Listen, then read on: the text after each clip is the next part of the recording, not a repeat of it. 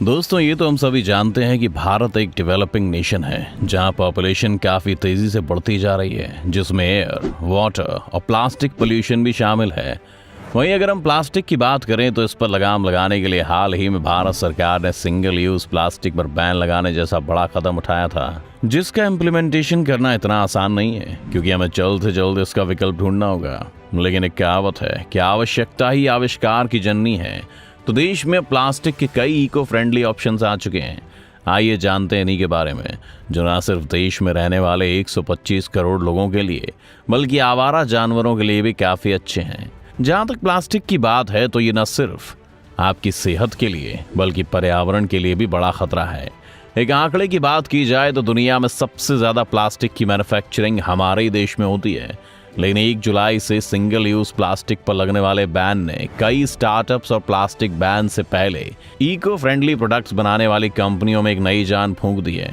दिल्ली में eco India नाम की एक कंपनी है जो गन्ने के वेस्ट मटेरियल से ऐसे प्रोडक्ट्स बना रही है जो पूरी तरह से इको फ्रेंडली है। आसान भाषा में कहें तो इन्हें यूज़ करने के बाद बड़े आराम से डिस्पोज किया जा सकता है और ये प्लास्टिक की तरह नदियों और सड़क के किनारे कचरे का हिस्सा नहीं बनते हैं। इस कंपनी में काम करने वाले लोगों में महिलाओं की भी अच्छी खासी हिस्सेदारी है और हर बार नया रोजगार ढूंढने वाले लोगों के लिए ये कंपनी एक परमानेंट काम करने की वजह भी बन गई है। इतना ही नहीं, आज के समय में इको इंडिया का नाम देश में इको फ्रेंडली प्रोडक्ट्स बनाने वाली कंपनी में सबसे ऊपर आता है। कब हुई इस कंपनी की शुरुआत?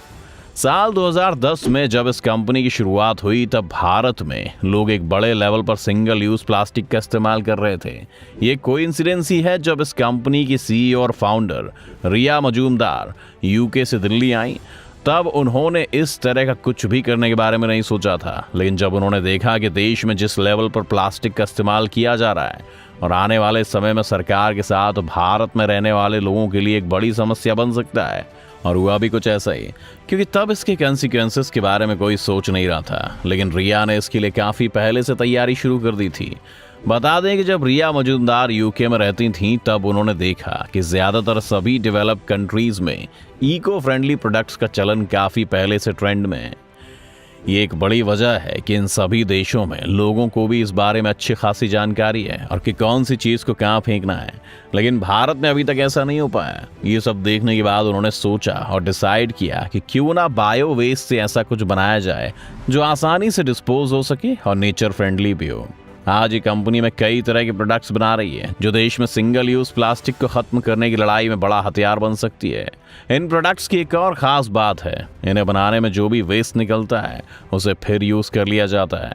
ऐसे आप ऐसे समझ सकते हैं कि इको फ्रेंडली प्रोडक्ट्स को बनाने से लेकर यूज करने के बाद डिस्पोज करने तक सब कुछ फिक्स होता है। आज उनकी बनाई इस कंपनी में 120 लोग काम करते हैं, लेकिन उनका लक्ष्य सिर्फ देश को प्लास्टिक फ्री बनाना नहीं बल्कि कुछ ऐसा करना है जिससे प्लास्टिक पूरी तरह से खत्म हो जाए। इकोवेयर कंपनी को बनाने वाली रिया मजूमदार को भारत के राष्ट्रपति के हाथों सम्मानित भी किया जा चुका है।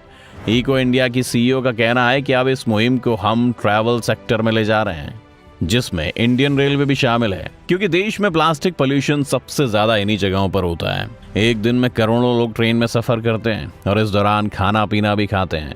वहीं लोगों में अवेयरनेस कम होने की वजह से यूज की गई प्लास्टिक ट्रेन और पटरियों पर पड़ी मिलती है, जिसकी वजह से रेल का सिरदर्द और बढ़ जाता है। एक तो सफाई करने के लिए बड़े अमाउंट में खर्चा करना पड़ता है, वहीं उस प्लास्टिक को डिस्पोज करना भी एक कड़ी चुनौती बन जाता है, क्योंकि प्लास्टिक ग्लोबल प्रॉब्लम है। इसका सोल्यूशन भी ग्लोबली तौर पर ढूंढा जा सकता है। पराली से बन रहे इको फ्रेंडली प्रोडक्ट्स। आपने प्लास्टिक वेस्ट से कई चीज़ें बनती देखी होंगी, लेकिन क्या पराली से इको फ्रेंडली कटलरी या कटोरी और चम्मच बनाते हुए देखे हैं, जो खाने के बाद बड़े आराम से नेचर में डिस्पोज हो जाते हैं? एक आंकड़े की माने तो हरियाणा और पंजाब में हर साल सर्दी के मौसम से पहले 2 करोड़ टन पराली को जला दिया जाता है, जिसकी वजह से ज़बरदस्त पोल्यूशन होता है। लेकिन साल 2014 में क्रिया लैब्स नाम का एक स्टार्टअप शुरू किया गया। आज के समय में जब सरकार प्लास्टिक को पूरी तरह से एनवायरनमेंट से बाहर करने के बारे में सोच रही है, ऐसे में लोगों के लिए अच्छा ऑप्शन हो सकते हैं, क्योंकि ये कॉस्ट में भी काफ़ी सस्ते हैं। आइए जानते हैं सब कैसे होता है। सबसे पहले धान को छोटे छोटे टुकड़ों में काट दिया जाता है। इसके बाद इन छोटे छोटे टुकड़ों को अच्छी तरह से धोया जाता है, जिससे इसमें मौजूद रेत और धूल बाहर निकल जाती है। इसके बाद धान से निकली इस पराली को भाप देकर पकाया जाता है ताकि इससे पेस्ट बन सके। आपकी जानकारी के लिए बता दें कि इस पेस्ट को पल्प कहा जाता है, जिसकी मदद से सांचों में डालकर कटोरी और प्लेट बनाई जाती है। इतना ही नहीं, इस कंपनी को चलाने वाले लोगों का कहना है कि हम इन्हें बनाने वाली मशीनों को जल्दी से लोगों के घर तक पहुंचा देंगे, जो इनके इनकम का साधन भी बन सकती हैं। ऑनलाइन फूड डिलीवर करने वाली कंपनियां आगे आईं। सरकार के सिंगल यूज प्लास्टिक पर बैन का कई कंपनियों ने खुले दिल से स्वागत किया है, क्योंकि वो देश को स्वच्छ बनाने की इस मुहिम में हिस्सेदार बनना चाहती हैं। बर्गेरामा नाम की एक ऐसी कंपनी है जो महंगा होने के बाद भी फूड डिलीवर करने के लिए इन इको फ्रेंडली प्रोडक्ट्स का इस्तेमाल कर रही है। इस कंपनी के सीईओ कबीर बोस ने बताया कि सरकार एक बड़े लेवल पर सिंगल यूज प्लास्टिक को इस्तेमाल नहीं करने के लिए लोगों को जागरूक कर रही है। वहीं अगर हम सिंगल यूज प्लास्टिक को यूज करते हैं तो कहीं ना कहीं इससे हमारे ब्रांड की इमेज पर फर्क पड़ेगा, लेकिन वहीं ऐसा नहीं करने से हमारी अपने आप ही एक अलग तरह की ब्रांडिंग होने लगेगी। ऑनलाइन फूड डिलीवरी बनी सिंगल यूज प्लास्टिक की एक बड़ी वजह। सरकार ने सिंगल यूज प्लास्टिक पर 1 जुलाई के बाद से बैन लगा दिया है, लेकिन फूड की ऑनलाइन डिलीवरी करने वाली कंपनियां खाने के साथ फूड कटलरी भी दे रही हैं, जिनका एक बार के बाद दोबारा यूज करना यानी रिसाइकल करना काफी मुश्किल काम है। वहीं जब ये कचरे में मिल जाती हैं तो डिस्पोज ना होने की वजह से ये पोल्यूशन के लिहाज से सरकार के लिए एक बड़ी चुनौती है।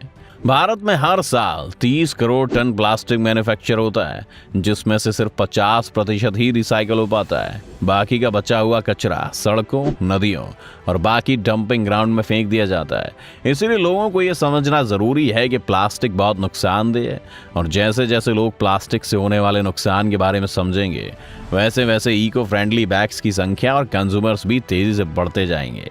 इससे दाम भी धीरे धीरे इनकी कीमतों में कमी आएगी। तो दोस्तों, क्या आपको भी ऐसी किसी टेक्निक के बारे में पता है जो इको फ्रेंडली है? तो चैनल को सब्सक्राइब करने के बाद कमेंट करके जरूर बताएं।